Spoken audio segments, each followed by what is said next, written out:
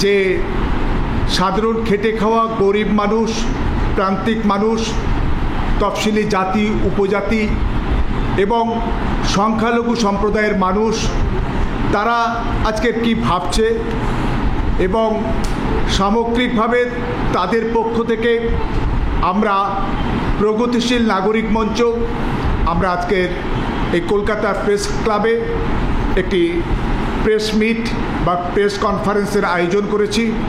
এখান থেকে আমরা আপনাদের মাধ্যমে বাংলার মানুষের কাছে বার্তা পৌঁছে দিতে চাই যে যে কোনো মূল্যে আমাদের এই ভারতবর্ষে এই পশ্চিমবঙ্গের ফ্যাসিস্ট সাম্প্রদায়িক শক্তি আরএসএসের যে রাজনৈতিক শাখা বিজেপি বা তার জোটকে পরাস্ত করতে হবে।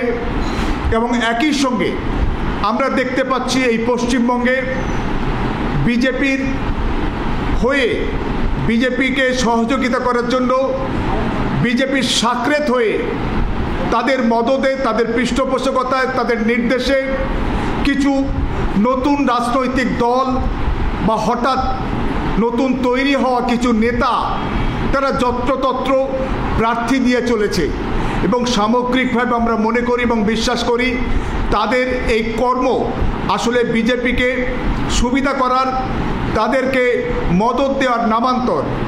তাই আমরা আমাদের বক্তব্য সাধারণ মানুষের হয়ে, খেটে খাওয়া গরিব মানুষের হয়ে আমরা বাংলার মানুষের কাছে আপনাদের মাধ্যমে তুলে ধরতে চাই। আমাদের এই প্রেস কনফারেন্সে আপনাদের মুখোমুখি হবেন যে বিশিষ্ট মানুষজন, তাদের মধ্যে আমি প্রথমেই ডেকে নেব আমাদের প্রাক্তন বিচারক জনাব ইমতাজ আলী শাহ, তাকে আমি মঞ্চে আসার জন্য অনুরোধ করছি। আমি মঞ্চে আসার জন্য অনুরোধ করছি বিশিষ্ট সমাজকর্মী এবং বিশিষ্ট ব্যবসায়ী শামসুল আলম সাহেব, তাকে মঞ্চে আসার জন্য অনুরোধ করছি। আমাদের মধ্যে উপস্থিত আছেন সৈয়দ জামিরুল হাসান, বিশিষ্ট সমাজকর্মী এবং ব্যবসায়ী সৈয়দ জামিরুল হাসানকেও আমরা মঞ্চে আসার জন্য অনুরোধ করছি। আমাদের মধ্যে আছেন প্রগতিশীল নাগরিক মঞ্চের অন্যতম দায়িত্বশীল শিক্ষক, লেখক, সাংবাদিক আব্দুল মোমেন সাহেব। আব্দুল মোমেন সাহেবকেও আমি মঞ্চে আসার জন্য অনুরোধ করছি। আমি প্রথমেই আমাদের প্রগতিশীল নাগরিক মঞ্চ থেকে সাংবাদিক বন্ধুদের উদ্দেশ্যে যে আমরা প্রেস রিলিজ আমরা বিলি করতে চলেছি সেটা আমি পড়ে শোনাচ্ছি। তারপরে আমরা আমাদের যে বিশিষ্ট জন আমাদের মধ্যে উপস্থিত রয়েছে তারা তাদের কথা রাখবে এবং তাদের কথা রাখা শেষ হলে আপনাদের যদি কিছু প্রশ্ন থাকে তার জবাব আমরা দেওয়ার চেষ্টা করব। প্রগতিশীল নাগরিক মঞ্চের পক্ষ থেকে press release, press club Kolkata, 17 April 2024। 2024-এর লোকসভা নির্বাচন অত্যন্ত গুরুত্বপূর্ণ।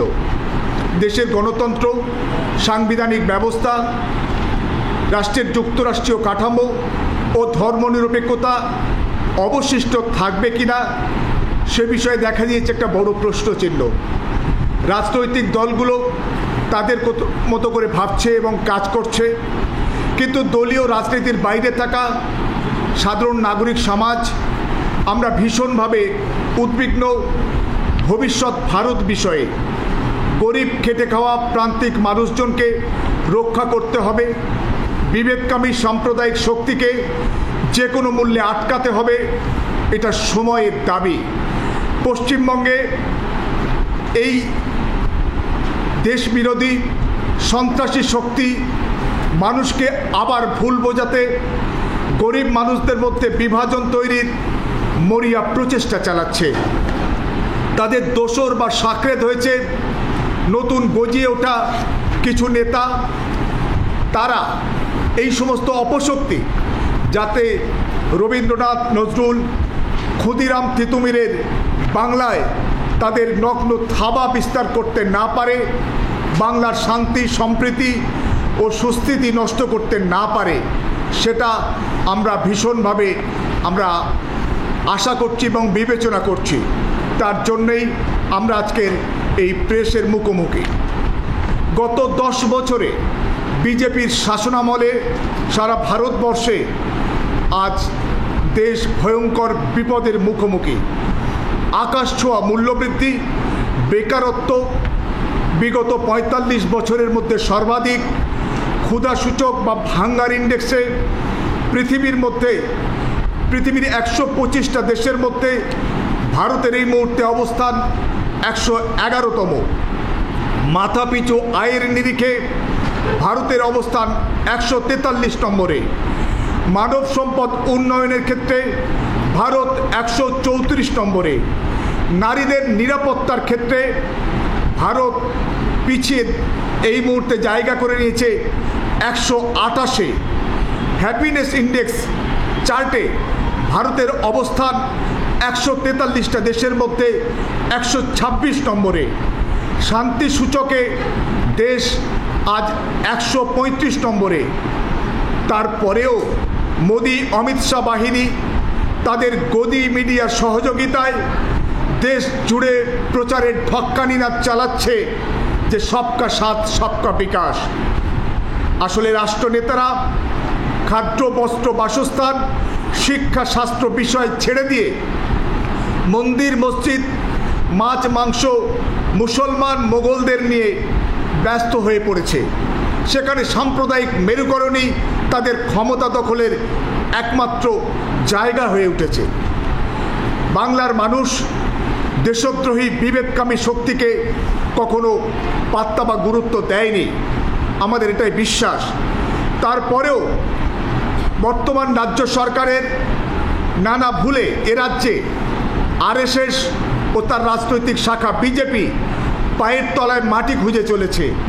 আর সেই বাংলা বিরোধী, বাংলার স্বার্থ বিরোধী শক্তির সঙ্গে গোপনে আঁতাতে লিপ্ত হয়েছে নতুন তৈরি হওয়া কিছু রাজনৈতিক দল ও তাদের সবজান্তা কিছু নেতা।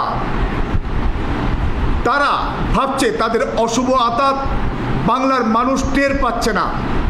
আসলে এরা মূর্খের স্বর্গে বাস করছে। তাদের রাজনৈতিক শক্তি সামর্থ্যের বাইরে গিয়ে গেরুয়া রাজনৈতিক প্রভুদের নির্দেশে যত্রতত্র প্রার্থী দিয়ে চলেছে। তিলক বাহিনীর নির্দেশে যতটা পারো বিশেষভাবে সংখ্যালঘু ভোট কেটে গেরুয়া প্রার্থীদের সহযোগিতা করো, এটাই তাদের একমাত্র লক্ষ্য। না, সেটা হবে না, হতে পারে না, এটাই আমাদের বিশ্বাস।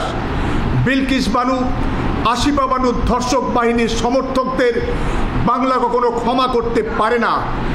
বাবরি মসজিদ ধ্বংসকারী ভৈরব বাহিনীর তাণ্ডব বাংলা তথা ভারতবাসী ভোলেনি। গুজরাট গণহত্যা সাধারণ জনমানসে এখনও প্রবলভাবে টাটকা। সিএএ, এনআরসি, ইউনিফর্ম সিভিল কোডের নামে দেশ জুড়ে একটা অস্থিরতা ও সন্ত্রাসের পরিবেশ তৈরির কারিগরদের বাংলা কখনো গ্রহণ করতে পারে না। 2018 লোকসভা নির্বাচনে আমরা পশ্চিমবাংলার মানুষ, সাধারণ মানুষ কিছুটা ভুল করেছিলাম, কিন্তু 2021-এর বিধানসভা নির্বাচনে গেরুয়া বাহিনীর সব রকম ছক নস্যাৎ করেছে বাংলার মানুষ। এবারও এই 18তম লোকসভা নির্বাচন, যা আগামী পরশু 19 এপ্রিল থেকে সারা দেশ জুড়ে 7 দফায় হতে চলেছে। পশ্চিমবঙ্গে ওই 7 দফা নির্বাচন হবে। সেই 7 দফায় আমরা বিশ্বাস করি বাংলার দলিত, আদিবাসী, মুসলিম ও অন্যান্য সংখ্যালঘু সম্প্রদায়ের মানুষজন একজোট হয়ে গেরুয়া বাহিনী ও তাদের দোসরদের পরাস্ত করবে বলে আমরা ভীষণভাবে আশাবাদী। গেরুয়া বাহিনী এবং ফজা বাহিনীর অন্ধভক্তদের চোখ খোলানো আমাদের পক্ষে সম্ভব নয়। বাংলার অগণিত সাধারণ মানুষ যে কোনো মূল্যে বিজেপিকে রুখতে চায়, তাদের পরাজিত দেখতে চায়। একই সঙ্গে বিজেপির দোসর বা তার সাগরেদদের কোনো ভোট দিয়ে বিজেপি বিরোধী শক্তিকে কোনোভাবেই দুর্বল করা যাবে না। বাংলা জুড়ে বিজেপিকে পরাস্ত করুন। বিজেপির দোসরদের কোনো ভোট নয়। আমরা আমাদের প্রেস রিলিজ এটাই আমি পাঠ করে শোনালাম। আপনাদের কাছে আমাদের এই প্রেস রিলিজের কপি আমাদের ভাইরা পৌঁছে দেবেন। এখন আমাদের এই বিষয়ের ওপরে বক্তব্য রাখবেন প্রাক্তন বিচারক ইমতাজ আলী শাহ সাহেব।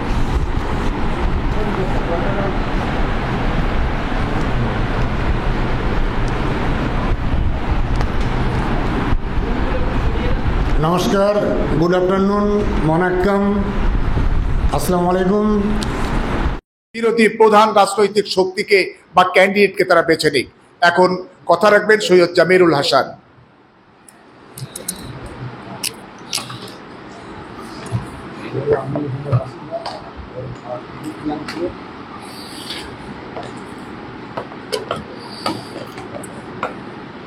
আসসালামু আলাইকুম, নমস্কার।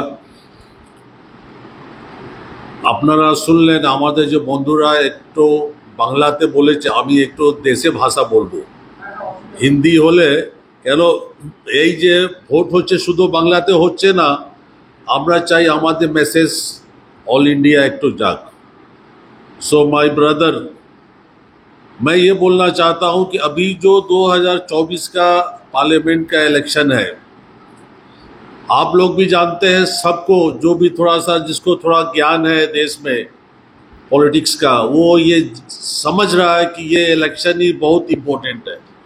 आज तक जितना भी इलेक्शन हुआ, लेकिन उससे ये बहुत ज़्यादा डिफरेंस है। सबसे ज़्यादा प्रॉब्लम है कि जो अगर बीजेपी दोबारा पावर में आ गई और जैसा कि मोदी जी बोल रहे हैं कि हम 400 पार, तो मोदी जी हर वो चीज़ हर बार जितना भी दान तन जो भी लग सकता है, फंड का, पैसा का, जिसका भी है, टेक्नोलॉजी का, ईवीएम में गड़बड़, दूसरी ऑल इंडिया में जितनी भी छोटी छोटी पार्टियां हैं उनको, अगर वो मुस्लिम पार्टी है, अगर वो दलित पार्टी है, तो उसमें से छोटे छोटे कैंडिडेट को खड़ा करना जो एंटी बीजेपी वोट को काट सके।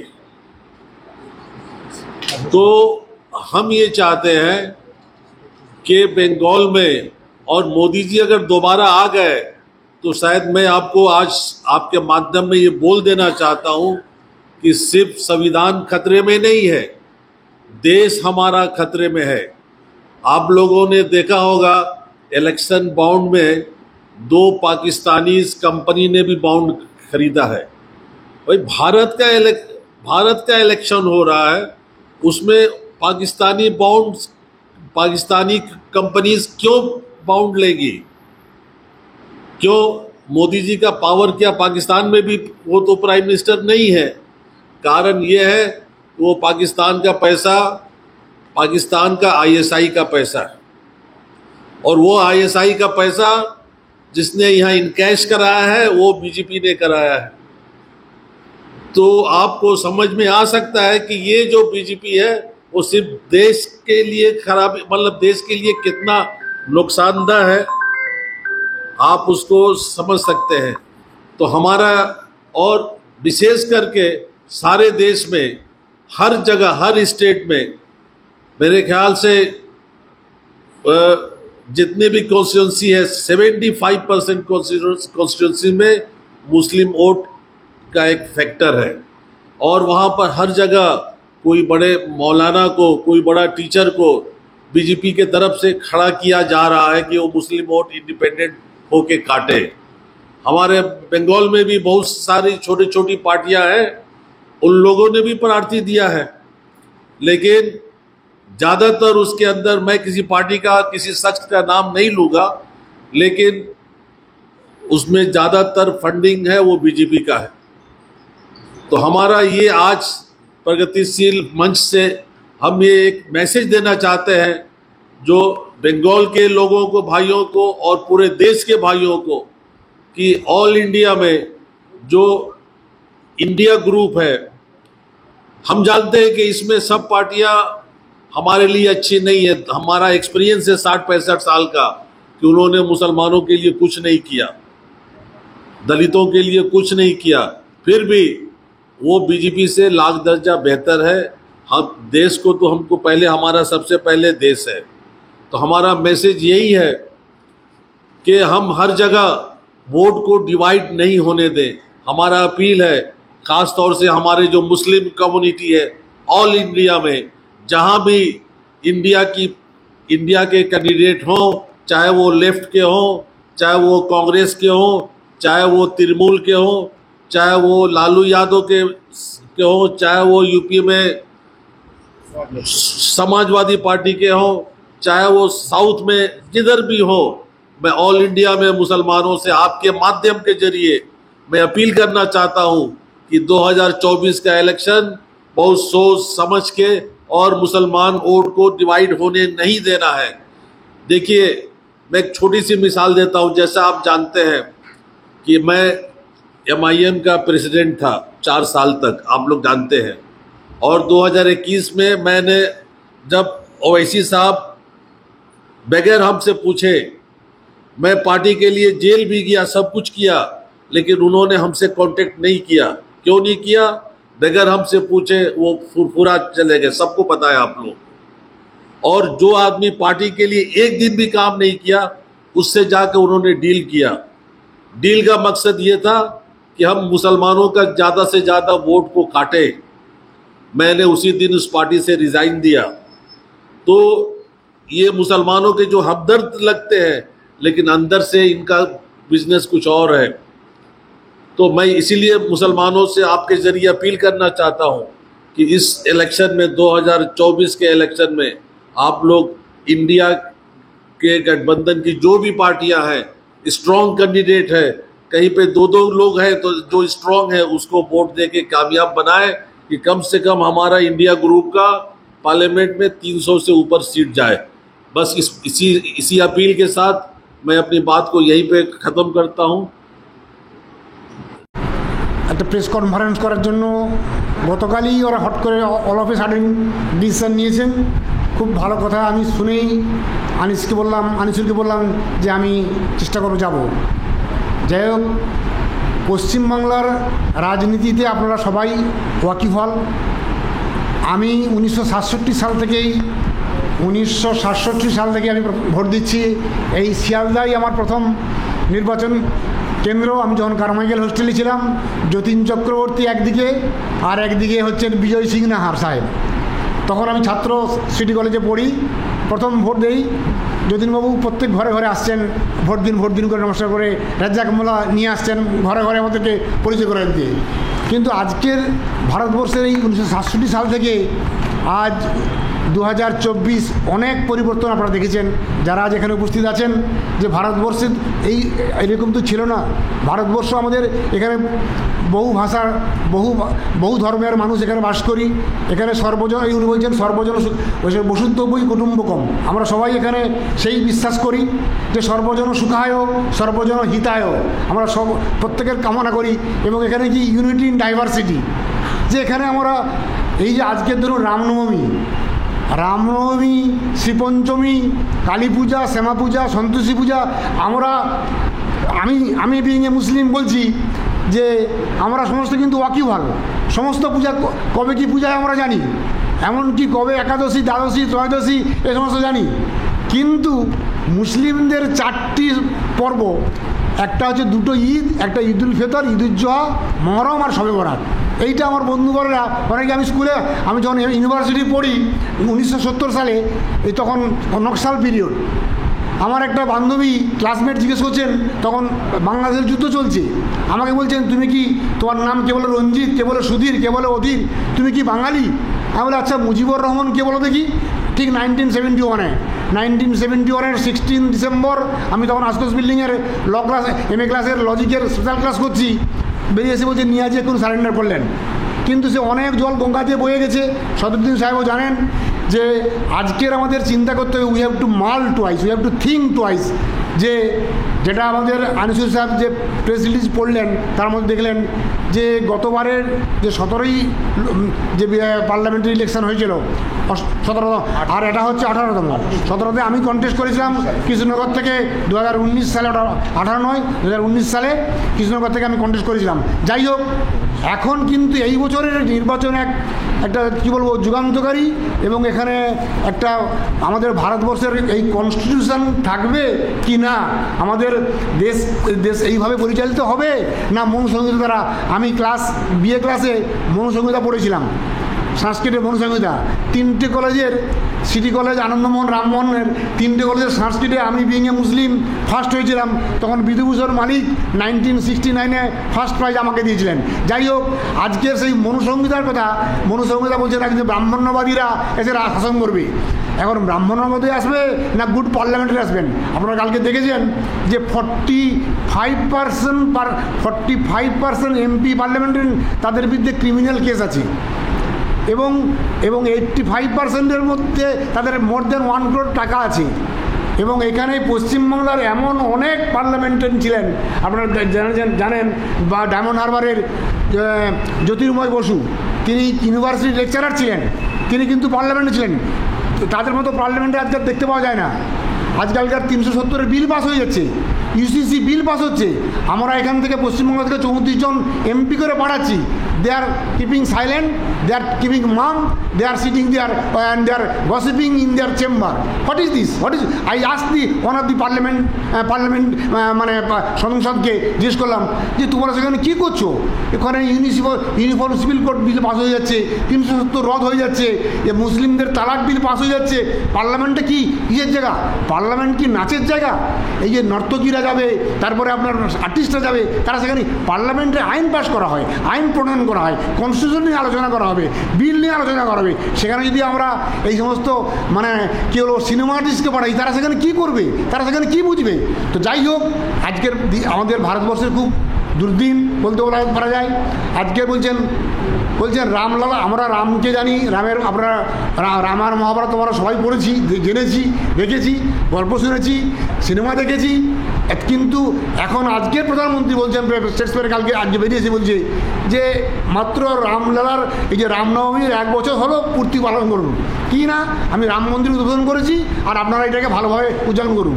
এখানে বাংলায় তো সমস্ত, এখানে কবিগুরুর দেশ, নজরুলের দেশ, শরৎচন্দ্রের বাংলা, বিদ্যাসাগরের বাংলা, এখানে তিতুমিরের বাংলা, এখানে তো কোনো আমাদের মধ্যে বিভেদ নেই। আজকে দেখুন 34 বছর লেফট গভর্নমেন্ট করেছে, আজ তারা কেন শূন্য হলো? যে তারা কোনো মানুষের ডেভেলপমেন্ট, আজকে 2006 সালের সাচার কমিটির রিপোর্ট রাজেন্দ্র সাচার চোখে আঙুলে দেখিয়ে দিলেন যে মুসলিমদের অবস্থা, শিডিউল কাস্ট শিডিউল ট্রাইবদেরও অবস্থা খারাপ। রাজেন্দ্র সাচার যখন ছিলেন, আমি 2014 সালে আমি চেয়ারম্যান, 12 সালে চেয়ারম্যান ছিলাম, মাইনরিটি কমিশনের চেয়ারম্যান, দিল্লিতে চেয়ারম্যানের এনসিএমের চেয়ারম্যান বাড়িতে সন্ধ্যেবেলা ডিনার খেতে গিয়ে আমাকে রাজেন্দ্র সাচার বলছেন কি আপনাদের মমতা ভালো কাজ করছেন? এইভাবে আমাকে একবার ডাইরেক্ট আমাকে প্রশ্ন করছেন। তারপরের বছর অশোক হলে আমাকে জিজ্ঞেস করছেন, তখন উনি বেঁচে ছিলেন রাজেন্দ্র সাহেব, যে আপনাদের মমতা পশ্চিমবঙ্গে কাজ হচ্ছে? আমরা পশ্চিমবঙ্গে কাজ হচ্ছে। পশ্চিমবঙ্গে আজকে দেখুন এখনও গ্রাম বাংলা নেই যেখানে মুসলিম ছেলেমেয়েরা বা মাইনরিটি বলুন, শিখ বলুন, খ্রিস্টান বলুন, কেউ স্কলারশিপ পাচ্ছে না। লাখ লাখ ছেলে স্কলারশিপ পাচ্ছে, এটা ঠিক। কিন্তু তার সঙ্গে কিছু দূর আমি একটা বলতে আমার দ্বিধা নেই যে আমরা এটা কিন্তু ভাবিনি। 34 বছর রাজনীতি করেছে, সেখানে অকণ্ঠে মাইনরিটিরা ভোট দিয়ে গেছে, 34 বছর থেকেছে। তারা কিন্তু মাইনরিটিতে ডেপ্রাইভ করেছে, বঞ্চিত করেছে, চাকরিতে বঞ্চিত 4%, সেই 4% আমরা যখন জুডিশিয়ারিতে ছিলাম 4%, এখন জুডিশিয়ারিতে মাত্র বেড়ে কি 5% হয়েছে। আজকের আইএসের রেজাল্ট দেখেছেন, আইএসের রেজাল্টের মধ্যে 51 মুসলিম মাইনরিটি ক্যান্ডিডেট তার মধ্যে আছে। One of the girl she stood 7, যার নাম স্টেটসম্যানে দেয়নি, অন্যান্য পেপারে দিয়েছে। যাই হোক, এখন কথা হচ্ছে যে আমরা ভোট কাকে দেবো? ভোট, আপনার ভোট মূল্যবান ভোট। আমরা কি এই লক্ষ্মীর ভাণ্ডার দেখে দেবো, না পথশ্রী দেখে দেবো, না সে গৃহশ্রী দেখে দেবো, না যুবশ্রী দেখে দেবো? আপনি আপনার কনসেন্স ক্লিয়ার করে ভোট দেবেন, যাতে আমরা বাংলায় যে সৌহার্দ্য নিয়ে, সম্প্রীতির বাংলা, সৌহার্দ্যের নজরুলের বাংলা, কবিগুরুর বাংলা, যেখানে আমরা যে সম্প্রীতি সৌহার্দ্য নিয়ে বাস করি ভারতবর্ষকে। উনি বলছেন যে আমরা যদি জয় বাংলা বলি তাহলে আমরা কি বাংলাদেশ হয়ে গেলাম? আমি 1975 হাইকোর্টে প্র্যাকটিস করতাম যখন জজ হওয়ার পূর্বে, তখন একজন লয়ার ছিলেন বীরভূমের সাদেক হোসেন সাহেব, যে দুটো জার্মান আমাকে বলেছিলেন যে ইন্দাস সাহেব আমরা হয়তো থাকবো না, কিন্তু আপনারা থাকবেন, দুটো জার্মানে যদি এক হতে পারে, দুটো আজকে দেখুন বাংলাদেশ আর আমরা, কিন্তু আমাদের ভাষা এক, সংস্কৃতি এক, কালচার এক, আমরা বলি পানি জল ওয়াটার সব আমাদের মধ্যে ভাইয়ের মধ্যে যে মিল মহব্বত, কিন্তু এই যে বিদ্বেষ, আমি কি খাবো না খাবো, আমি কি পরবো না পরবো, সে কি আমার রাষ্ট্র ব্যবস্থা আমাকে ঠিক করে দেবে? আমি বাড়িতে গামছা পরবো কি লুঙ্গি পরবো কি পায়জামা পরবো কি প্যান্ট পরবো, সেটা ঠিক করে দেবে? আমি ভাত খাবো আলু ভাতে খাবো কি শাক খাবো কি মাংস খাবো, সেটাও কি গভর্নমেন্ট ঠিক করে দেবে? এ কোন দেশে আমরা বাস করছি? তো আমরা এরকম ভারত আমরা চাই না। আমরা এখানে আমাদের মূল্যবান, আমাদের যে ফ্র্যাঞ্চাইজি, অ্যাডাল্ট ফ্র্যাঞ্চাইজির যে আমাদের রাইট দান করা হয়েছে, সেখানে আমাদের সেখানে আমি আমাদের নিজের মত পোষণ করব। তো যাই হোক, এখানে অনেক আমাদের যে রিপ্রেজেন্টেটিভ আমাদের আনিসুর সাহেব যারা করলেন, তার মধ্যে অনেক কিছু লুকায়িত আছে, অনেক পার্টি গজিয়েছে, অনেক জায়গায় দিয়েছে, কিন্তু যাতে ভোট ভাগ না হয়ে যদি বিভেদকামীরা চলে না আসতে পারে। কিন্তু এখানে অলরেডি তো 18 জন এমপি গতবারে 2019-এ ওরা দান করেছে, কিন্তু এরা তো ওরা বলছে না, অনেক কি করছেন। সেখানে আমাদের প্রধানমন্ত্রী এবং স্বরাষ্ট্রমন্ত্রী এখন তো একবারে ডেলি ফ্লাইটে আসছেন আর বক্তৃতা দিচ্ছেন, করছেন। তো আমাদের সেইটাই বাংলাকে যেন আমাদের ওয়েস্ট বেঙ্গলকে দেখাতে হবে, এটা না যে আজকের what we thinks today, Bengal thinks today, India will think tomorrow. এটাই তো আমাদের প্রভাব, আমরা সকল ছোটোবেলা থেকে জেনে এসেছি। সুতরাং আমাদের বাংলা পথ দেখাবে ভারতকে, যে আমাদের বাংলায় 42টা যে এমপি সিট আছে, সেখানে আমরা এমন যোগ্য লোককে পাঠাবো যারা আমাদের কনস্টিটিউশন নিয়ে কথা বলতে পারবে, আমাদের সংবিধানকে ঠিক আম্বেদকারের যে সংবিধান, সেই সংবিধানের শপথ নিয়ে যেন গণতন্ত্রকে ঠিকমতোভাবে প্রতিষ্ঠা করতে পারি। এবং আজকে দেখুন বিচার ব্যবস্থার উপরও হাঙ্গামা চলছে। বিচারকরা 221 জন রিটায়ার্ড জাজ প্রেজেন্ট সুপ্রিম কোর্টের জাজকে চিঠি লিখছে যে বিচার ব্যবস্থার উপর এই আক্রমণ কেন। সুতরাং এই সমস্ত দিক দিয়ে করতে হলে আপনারা নাগরিক মঞ্চ যে মত নিয়ে, যে মন নিয়ে, যে মনোনয়ন নিয়ে আজকের আমরা এখানে উপস্থিত হয়েছি, আপনারা যে সমস্ত সাংবাদিকরা আছেন, আপনারাই তো হচ্ছেন 4th pillar of the constitution. 3টে পিলার আছে, আর আপনারা হচ্ছেন 4th পিলার। আপনাদের দ্বারা অনেক কিছু প্রভাবিত হয়, এবং আজকের দিনে যে গদি মিডিয়া বা সোশ্যাল মিডিয়া দ্বারা অনেক কিছু প্রচার হচ্ছে। সুতরাং আমি আপনাদের কাছে রিকোয়েস্ট করব, যাতে আমাদের দেশ যাতে আর একবার আমরা 2 nation, we are victimise for the 2 nation theory, এখন আমাদেরকে তার জন্য শুনতে হয়, কিন্তু সেই যেন ফার্দার আমাদের ইন্ডিয়াকে যেন বিভক্ত না হতে হয়, আমরা সেই প্রচেষ নিয়ে আমাদের ভোট প্রদান করব। এই বলে আমি সবাই আমার বক্তব্য শেষ করলাম। ধন্যবাদ, নমস্কার। অনুমোদন জানিয়ে তো সংক্ষেপে দুটো কথা বলছি।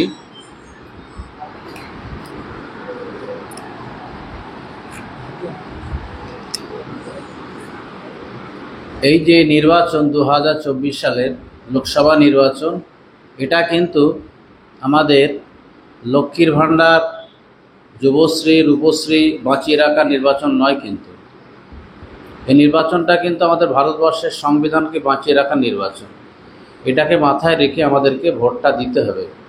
সেই কথাগুলো আমাদের জনগণের কাছে পৌঁছানো দরকার। সেই তাগিদ নিয়ে আমরা প্রগতিশীল নাগরিক মঞ্চের পক্ষ থেকে কিছু বার্তা আপনাদের মাধ্যম দিয়ে পৌঁছে দিতে চাই। সেই সঙ্গে সঙ্গে সাংবাদিক বন্ধুদের কাছে অনুরোধ, আপনারাও যদি আমাদের এই ভয়েসগুলোকে পৌঁছে দিতে পারেন, এবং যারা এই সমস্ত সচেতন মানুষগুলো যারা আমাদের কথাগুলো শুনবেন, তারাও দায়িত্ব নেবেন তার নিজ নিজ এলাকাতে মানুষকে সচেতন করা, যে এই সমস্ত যে নির্বাচন এই যে নির্বাচন হতে চলেছে, এইখানে যে শক্তি বা যে দল বর্তমানে আমাদের ভারতবর্ষে দিল্লির মসনদ শাসন করছেন, তৃতীয়বার যদি তারা ক্ষমতায় আসে, তাদের একদম ঘোষিত একদম নীতি বা বলে দেওয়া হচ্ছে, তারা অনেকে নেতায় বলেও ফেলছেন, তারা চেপে রাখতে পারছেন না, যে আমরা আর আম্বেদকরের সংবিধান রাখবো না, আমরা মনুস্মৃতিকে সংবিধান করব। এবং এটা পরিষ্কার, আমাদের যে ভারতবর্ষের প্রধানমন্ত্রী অর্থমন্ত্রী, তার স্বামী প্রভাকরণ কি বলেছেন, যে তৃতীয়বার যদি ক্ষমতায় আসে তাহলে আর দেশে গণতন্ত্র বলে কিছু থাকবে না, আর কোনো নির্বাচন হবে না। যে দল বা যে দলের নেতা যিনি এক দেশ এক নির্বাচন এক জাতি চায়, সেই আমরা তাকে নির্বাচন করব বা নির্বাচনে সহযোগিতা করব, না আমার যারা গণতন্ত্রকে বাঁচিয়ে রাখতে চায় আমরা তাদেরকেই বাঁচিয়ে রাখার চেষ্টা করবো, তাদেরকে সহযোগিতা করবো, তাদের সরকার করার চেষ্টা করবো। এটা আমাদের নাগরিক হিসাবে, সুনাগরিক হিসাবে আমাদের কর্তব্য ভাবনা চিন্তা করার। সেই ভাবনা থেকে আমরা বার্তা দিতে চাই যে পশ্চিমবাংলার ক্ষেত্রে, এবং শুধু পশ্চিমবাংলা, ভারতবর্ষের ক্ষেত্রেও সেটাই, যে এই আসন্ন যে নির্বাচন, সেই নির্বাচনে ভোট দেওয়ার সময় ইভিএমে বোতাম টেপার সময় মাথায় রাখতে হবে আমার লক্ষ্মীর ভাণ্ডারটা পাবো কি পাবো না, এটা চিন্তা নয়। কারণ এটা এই নির্বাচনে যদি আমি অন্য কোনো শক্তি বা যারা লক্ষ্মীর ভাণ্ডার দিচ্ছে তারা যদি হেরেও যায়, তাহলে কিন্তু লক্ষ্মীর ভাণ্ডার বন্ধ হবে না। তার জন্য 2026 সালে নির্বাচন আছে, তখন ভাববেন। এখন ভাবো ভারতবর্ষের সংবিধান বাঁচবে কি বাঁচবে না, কাকে ভোট দিলে সে পার্লামেন্টে গিয়ে ভারতবর্ষের সংবিধানকে বাঁচানোর জন্য তারা লড়াই করতে পারবে। ভোটটা সেই ক্যান্ডিডেটকে নির্বাচন করুন। এবং সর্বোপরি আমরা একটাই কথা বলতে চাই, আমরা কিন্তু পার্টিকুলার কোনো দলের পক্ষে বলতে চাই না, বলবো না, এটা আপনাদের বিবেচনার বিষয়। আপনারা সমস্ত সচেতন মানুষ, আপনারা সচেতন নাগরিক, রাজনীতি সচেতন আপনারা মানুষ। শুধু বলবো এইটুকু, শুধুমাত্র একটা দলের কথা যেটা বারবার উঠে আসছে, সেই দলটা হলো বর্তমানে যারা ভারতের শাসন করছে, তাদের ঘোষিত নীতি হচ্ছে ভারতবর্ষের সংবিধান রাখবে না। অর্থাৎ সংবিধানকে বাঁচিয়ে রাখার জন্য যারা সংবিধানকে ধ্বংস করতে চায় তাদেরকে পরাস্ত করতে, এবং তাদেরকে যারা সহযোগিতা করছে তারা যেন একটাও ভোট না পায়, তার জন্য জামানত বাজেয়াপ্ত হয়, এই ভাবনা মাথায় রেখে কিন্তু ভোটটা দিতে হবে। সেইটুকু আমাদের বার্তা দেওয়ার জন্যে আমরা আজকে যে নাগরিক মঞ্চের পক্ষ থেকে যে প্রেস কনফারেন্স করেছি, আপনারা যারা এখানে উপস্থিত আছেন আমাদের এই বার্তাগুলো পৌঁছে দেবেন, এবং সেই সঙ্গে সঙ্গে যারা আমাদের বার্তাগুলো পাবেন তারাও নিজের এলাকাতে এই কথাগুলো প্রচার করার চেষ্টা করবেন। এই আশা প্রত্যাশা রেখে আমি আমার বক্তব্য শেষ করছি। ধন্যবাদ।